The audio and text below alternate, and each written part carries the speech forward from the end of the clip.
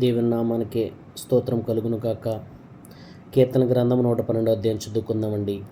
యెహోవాను స్తుతించుడి, యెహోవా యందు భయభక్తులు గలవాడు, ఆయన ఆజ్ఞలను బట్టి అధికముగా ఆనందించువాడు ధన్యుడు. వాని సంతతి వారు భూమి మీద బలవంతులగుదురు. యథార్థవంతుల వంశపు వారు దీవింపబడుదురు. కలిమియు సంపదయు వాని ఇంట నుండును. వాని నీతి నిత్యము నిలుచును. యథార్థవంతులకు చీకటిలో వెలుగు పుట్టును. వారు కటాక్షమును వాత్సల్యతయు నీతియు గలవారు. దయాళులను అప్పిచ్చువారును భాగ్యవంతులు. న్యాయవిమర్శలో వారి వాద్యము గెలుచును. అట్టివారు ఎప్పుడునూ కదిలింపబడరు. నీతిమంతులు నిత్యము జ్ఞాపకములో నుందురు. వాని హృదయము యెహోవాను ఆశ్రయించి స్థిరముగా నుండును. వాడు దుర్వార్తకు జడియడు. వాని మనసు స్థిరముగా నుండును. తన శత్రువుల విషయమైన తన కోరిక నెరవేరు వరకు వాడు భయపడడు. వాడు దాతృత్వము కలిగి బీదలకిచ్చును. వాని నీతి నిత్యము నిలుచును. వాని కొమ్ము ఘనత నుండి హెచ్చింపబడును. భక్తిహీనులు దాన్ని చూచి చింతపడుదురు. వారు పండ్లు కొరుకుచూ క్షీణించిపోదురు. భక్తిహీనుల ఆశ భంగమైపోవును. ఆమెన్. అదేవిధంగా మనము అపోస్తుల కార్యము 22వ అధ్యాయం కూడా చదువుకుందామండి. సహోదరులారా, తండ్రులారా, నేనిప్పుడు మీ ఎదుట చెప్పు సమాధానమును ఆలకించుడి. అతడు హెబ్రీ భాషతో మాట్లాడుట వారు విని ఎక్కువ నిశ్శబ్దముగా ఉండిరి. అప్పుడు అతడు ఇలాగూ చెప్పసాగిన, నేను కిలికియలోని తార్సులో పుట్టిన యూదుడను. అయితే ఈ పట్టణములో గమలీయేలు పాదముల యొద్ద పెరిగి మన పితరుల ధర్మశాస్త్ర సంబంధమగు నిష్ఠయందు శిక్షితుడనై మీరందరూ నేడు ఉన్న ప్రకారము దేవుని గూర్చి ఆసక్తుడనై ఉండి ఈ మార్గములోనున్న పురుషులను స్త్రీలను బంధించి చెరసాల్లో వేయించుచు మరణము వరకు హింసించితిని. ఇందును గూర్చి ప్రధాన యాజకుడును పెద్దలందరూ నాకు సాక్షులై ఉన్నారు.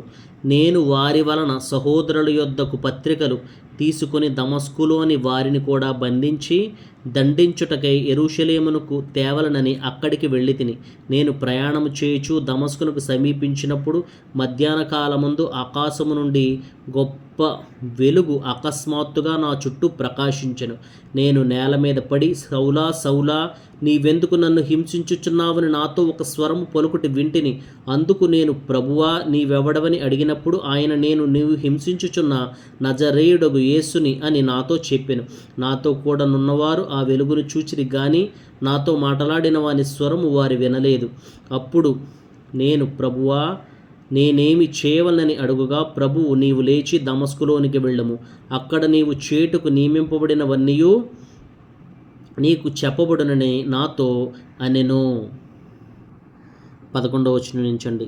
ఆ వెలుగు యొక్క ప్రభావం వలన నేను చూడలేకపోయినందున నాతో కూడా ఉన్నవారు నన్ను నడిపింపగా దమస్కులోనికి వచ్చితిని. అంతటా ధర్మశాస్త్రము చొప్పున భక్తి పరుడును అక్కడ కాపురమున్న యూదులందరి చేత మంచి పేరు పొందిన వాడును అయిన అననీయ అను ఒకడు నా యొద్దకు వచ్చి నిలిచి, సౌలా, సహోదరా, దృష్టి పొందుమని నాతో చెప్పగా ఆ గడియలోనే నేను దృష్టి పొంది అతని చూచితిని. అప్పుడు అతడు, మన పితరుల దేవుడు తన చిత్తమును తెలుసుకొనుటకును ఆ నీతిమంతుని చూచుటకును ఆయన నోటి మాట వినుటకును నిన్ను పంపియున్నాడు. నీవు కన్నవాటిని గూర్చి విన్నవాటిని గూర్చి సకల మనుషుల ఎదుట ఆయనకు సాక్షివై ఉందువు గనుక నీవు తడవు చేయుట ఎందుకు? లేచి ఆయన నామమును బట్టి ప్రార్థన చేసి బాప్తిసం పొంది నీ పాపములను కడిగి వేసుకొనుమని చెప్పెను. అంతట నేను యెరూషలేమునకు తిరిగి వచ్చి దేవాలయంలో ప్రార్థన చేయుచుండగా పరవశుడనే ప్రభువును చూచితిని. అప్పుడైన, నీ త్వరపడి యెరూషలేమును విడిచి శీఘ్రముగా వెళ్ళము. నన్ను గూర్చి నీవిచ్చు సాక్ష్యము వారు అంగీకరింపరని నాతో చెప్పెను. అందుకు నేను, ప్రభువా, ప్రతి సమాజ మందిరములోనూ నీ యందు విశ్వాసముంచు వారికి నేను చెరసాలలో వేయుచు కొట్టుచూనుంటినని వారికి బాగుగా తెలియను. మరియు నీ సాక్షి అయిన స్తెఫను రక్తము చిందింపబడినప్పుడు నేను కూడా దగ్గర నిలిచి అందుకు సమ్మతించి అతని చంపిన వారి వస్త్రములకు కావలియుంటునని చెప్పితిని. అందుకు ఆయన, వెళ్ళుము, నేను దూరముగా అన్యజనుల యొద్దకు నిన్ను పంపుదునని నాతో చెప్పెను. ఈ మాట వరకు అతడు చెప్పినది వారు ఆలకించుచుండిరి. అప్పుడు, ఇటువంటి వాడు బ్రతుక తగడు, భూమి మీద ఉండకుండా వారిని చంపివేయడని కేకలు వేసిరి. వారు కేకలు వేయచ్చు తమపై బట్టలు విదుల్చుకుని ఆకాశము తట్టు దుమ్మెత్తి పోయిచుండగా వారు అతనికి విరోధముగా ఇలాగూ కేకలు వేసిన హేతువేమో తెలుసుకున్నట్టుకై సహస్రాధిపతి కొరడాలతో అతనిని కొట్టి విమర్శింపవలనని చెప్పి కోటలోనికి తీసుకుని పొండని ఆజ్ఞాపించెను. వారు పౌలును వారులతో కొట్టుచున్నప్పుడు అతడు తన దగ్గర నిలిచిన శతాధిపతిని చూచి, శిక్ష విధింపకయే రోమీయుడనైన మనుష్యుని కొరడాలతో కొట్టుటకు మీకు అధికారమున్నదా అని అడిగాను. శతాధిపతి ఆ మాట విని సహస్రాధిపతి వద్దకు వచ్చి, నీవేమి చేయబోచున్నావు? ఈ మనుషుడు రోమీయుడు సుమి అనెను. అప్పుడు సహస్రాధిపతి వచ్చి అతనిని చూచి, నీవు రోమీయుడవా?